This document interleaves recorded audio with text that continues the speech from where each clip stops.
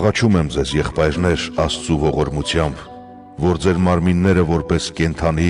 սուրբ, աստվածահաճո զոհ պատրաստեք։ Դա է ձեր հոգևոր պաշտամունքը։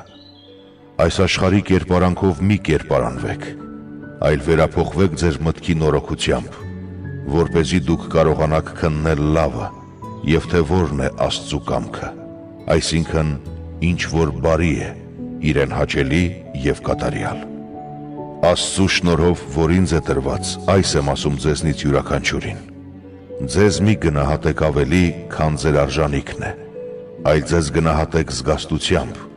յուրաքանչյուրն Աստծու կողմից իրեն բաժին հասած հավատի չափով։